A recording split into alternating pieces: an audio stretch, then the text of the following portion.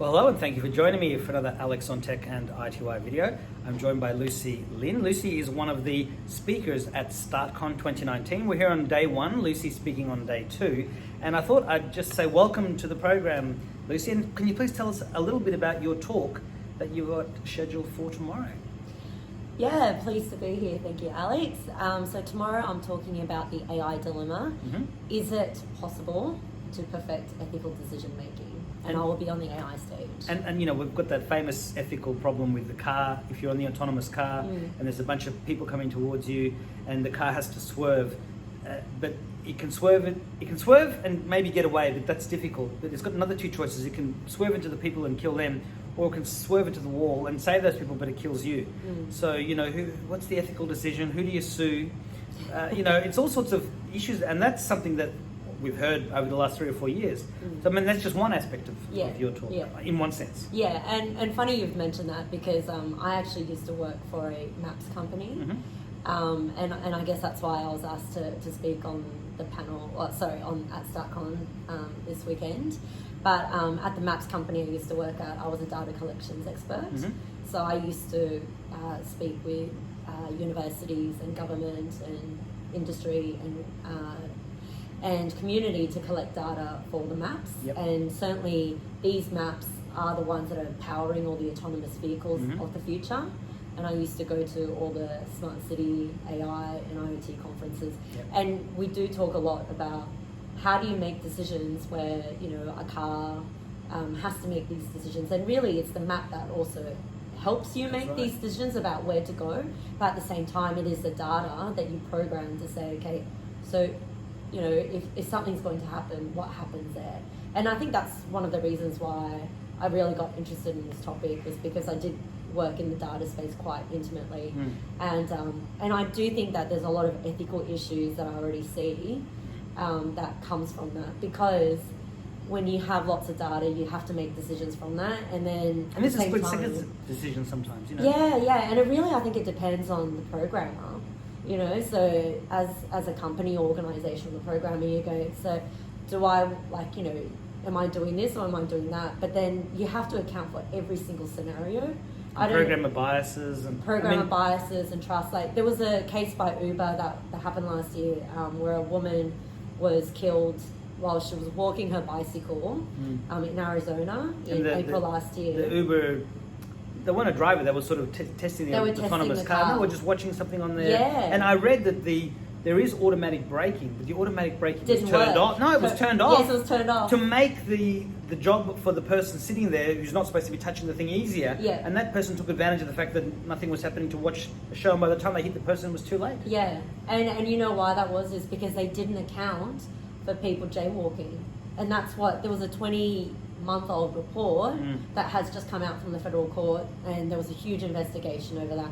And they were saying one of the main reasons why the car didn't stop and the woman got hit was because they didn't account for jaywalking and crosswalkers. Can you believe it? But the thing is, that's the thing about programming these very difficult conversations and difficult scenarios, because you need to account for every single scenario. And you can't think of everything.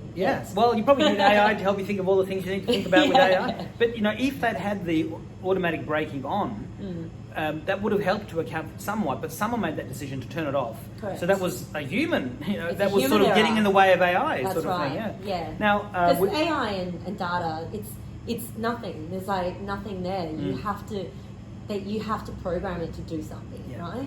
And it is ultimately still human decisions. And that's why I do want to talk about, it's like, how do you make better and more ethical human decisions? Well, you've seen those pictures where you've got a chihuahua and a muffin, right? And they have all these pictures. It's famous. You have chihuahuas and muffins, and then there's a whole bunch of different pictures. And so the AI has to figure out, or machine learning or pattern matching has got to figure out which is a muffin with chocolate buttons and which is a chihuahua.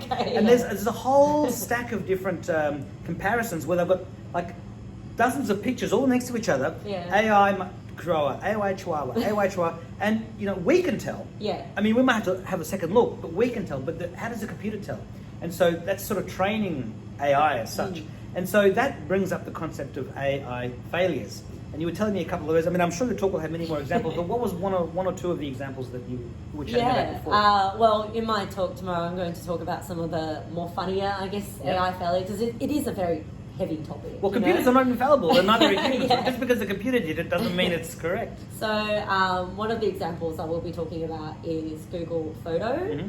And so Google Photo has an AI feature in its program where it will take similar backgrounds, and what it will do is that it will stitch it together to create one panoramic image, for example. And so there was a picture that was taken at a ski resort where it was two that was the background scenarios and one that is of a human. And what they did was that they stitched it and they merged it all together. And it looks like there's this human that's peeking out of this forest and its trees, and it just looks like this giant. Yeah. And it was first posted on Reddit. The place where all such things Of go. course. Yeah. Under funny subreddit, of course, and it's like been voted 202,000 upvotes. Yeah. And people were like mocking Google for smart blending not being very smart. Yes. So hilarious. It was a machine that was a software that was doing modern art, for example, without realizing it. Now I've also heard of this concept of explainable AI. I was talking to the CEO of a company called Era Technologies, and they've got this business AI software that can take all the data in from all around the world. You might, for example, ask it, how can we make some money this month? I mean, you can just talk to it like Siri or Google Assistant, and you can say, look, you could have a sale on your top item in London. You've got a whole stack of stock in your factories in Brazil, and it's going to be cheap to send it to London this way. And if you do that, you can make 20%. I mean, I'm sort of vaguely remembering the article that I did a couple of years ago. If you type IT Wire Era, AERA Technologies, you can see this interesting stuff. And that was a couple of years. By now, it would be more advanced. And he was talking about how you need to have the AI be able to be transparent and explain its decisions, because otherwise we end up with a Skynet type situation where the technology decides that we're bad and it wants to kill us all. Or even with Facebook, a few months ago, they had two AIs talking to each other, and they started talking in gibberish, and they realized, hang on, unless we command our AI, unless we program our AI to be descriptive and explain why it has done what it has done, we're going to end up creating something that cannot be held accountable. So presumably that's also falls under the whole ethical AI thing that you're going to talk about, or maybe consider adding to tomorrow. Well, I think one of the things is, it's really important to understand how do you actually build these systems, and so you need to make sure that it's transparent, and that there is accountability behind it as well. So what happened with Facebook is that they have not been very transparent. They've been taking advantage. Tour. Yeah, well, and taking advantage of their customers' data, which is naivety. also not very good. Yeah. And because finally the public has been outraged by what's happening. Yeah, naive no longer. And and the public has, there's all these like hashtags that's been trending on Delete Facebook this year. Yeah. Because of what happened with Cambridge Analytica. They finally have released a privacy policy that is more transparent about what you're doing with data. Come out with this huge PR "We're Sorry" campaign. Yeah. And as a result, they had to do this. If the public didn't ask for it,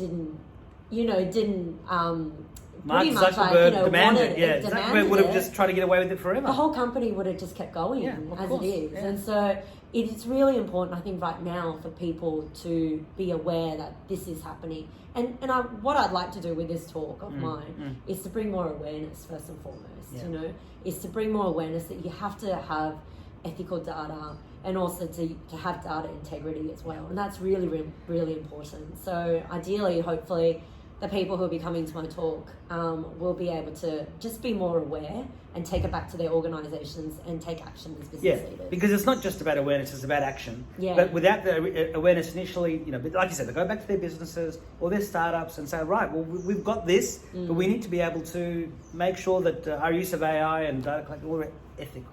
Yeah. And that's the future. Otherwise, we end up in a Black Mirror world of dystopian nightmares, and nobody wants that. So, how do you think the AI industry will evolve over the next decade? I mean, when will we have the android like in Asimov's stories, or the good Skynet as opposed to the bad Skynet, or the singularity even, which is kind of what that all comes down to. Oh, it's so funny because one of my slides is talking about, actually Forbes actually did a statistics this year where it was talking about how 50% of Americans were optimistic and informed about artificial intelligence. Yep.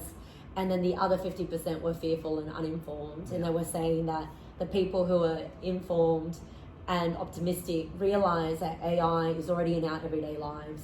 You know, they're using it for personalized websites, they're using it as Netflix recommendations, they're using it on your Google Maps telling you where to go. They talk to Siri or Google Assistant, yeah, that's or right, Alexa, voice and all that too. And then the other half is fearful because they think, oh God, it's, you know, Skynet, and it's going to take my job, it's the end of the world.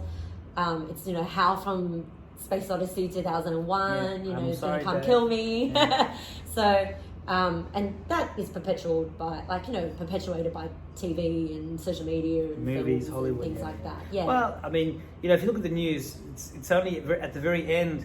Oh, and we want to end on a good news story. Everything else has been bad news. You know? And we're programmed to see the bad in everything, and sometimes we forget about the good. But it's already here. That's the thing, and I think that's what people also don't like. You know, all the personalization stuff. That is a form of AI.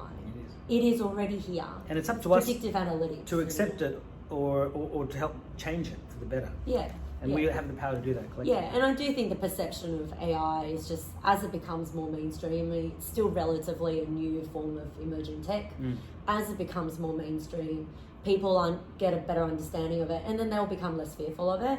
And I'd say, you know, that's the statistics of 2019, but then moving forward, the next decade is the decade of AI, right? Yeah, and people are just going to be 100% less fearful of it because it's going to become even more and more prevalent in their personal and their work life. So when you're not, like, it's like when the internet first started, you know, like everyone's like, oh my God, what is this? I'm scared. And then now it's just part of everyday life. I can't even imagine without it. You know, a technology has become successful when it's an invisible part of your life. That's right. And, you know, when we have these AI glasses that are going to come out in the 2020s, when everyone just puts it on and doesn't think about it, the technology has absolutely succeeded. Right now they have them very primitive and they're big and bulky, or it's very, you know, weak in what it's showing you, or it has low battery life. But yes, all this is coming. Now, I like to end with two questions. One, the second last one is, what's the best piece of advice that you've received to help you get where you are today? So a friend of mine was, you know, I was telling her that I was doing this talk about AI and ethics at StartCon, and I was like, oh, I'm a bit nervous, and she's like, don't be nervous, you know, feel the fear and do it anyways. And I went, which is the that title is fantastic. of a great book. Yeah. I think Susan Johnson's the name, I can't remember, but the title says it all. I love it. Fear. I haven't even read it, but I love the title. Anyway. Yeah. That's right. Because it's just telling you to, you know, you get the confidence by just, you know, you're either born with it or you got to, you know, fake it till you make it, sort of thing. But fake it till you make it. That's another good one. But obviously, you got to do that, you know, with good intentions and the ethical behaviour at heart. And if you do, then, you know, it'll come out That's well. That's right. Yeah. And the thing is, like, when you do, you know, I've done a lot of talks in my, but then there's lots of things that you haven't done before, and you just have to do it. Like, it's always the first time you practice. That funny, weird feeling. It's actually, human nature, you should welcome really that funny, weird feeling, because that funny, weird feeling is the feeling you get before you start becoming good at it. Yeah. You've got to start somewhere. You have to start somewhere, and that's probably another good piece of advice. You have to start somewhere. Yeah. So I think anything around that type of thing I really like, because it's motivation to just get started. And I think, you know, I'm a business owner. I have my own global marketing, emerging technologies marketing consultancy, and like, you know, I worked in corporate world for 15 years before starting my own business, and I was so scared when I first started because I had no idea what I was doing. And now 2 years in, it's like, oh, you know, why didn't I start this 5 or 10 years ago, right?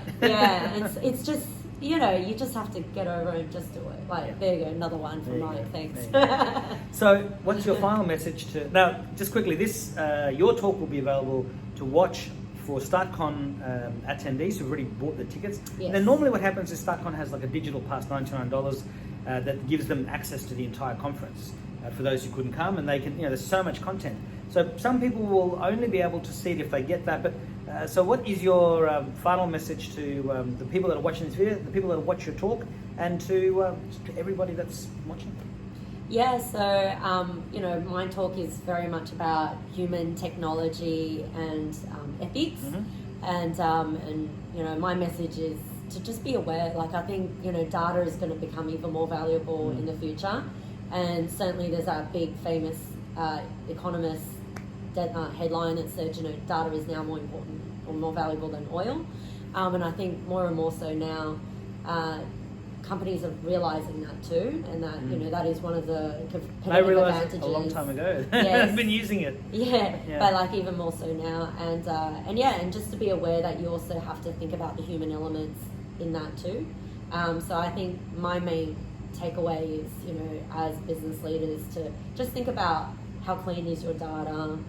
Make sure it is, you know, it's trust. It's trust. Like, you know, it's away from human bias. It's got multiple sources, so that you've got... Has multiple sources. Yeah. And even things like forming an ethics committee or a task force, that would really help you, and as an organisation, because I think more and more so people like working for ethical companies, and certainly in this new generation that's coming forward, you know, everyone likes sustainability and green technology, and working for ethical companies. I think there's a really big shift into this new way of thinking as well. And it's not just if they've got an internal cafe and something else. I mean, ethics, you know, it's kind of like the values of the company. That's you want to right. make sure you're working for a company that says we're not evil and means it. That's right. Yeah. Is that something that your company helps other companies with as well? Yeah, so my company is a marketing consultancy. We work in the innovation space. So I work a lot with AI, data, blockchain, smart cities, IoT, anything that is disruptive and innovative. AI. So what's the web address? So my company is ForestLyn.com, FORESTLYN.com, just .com.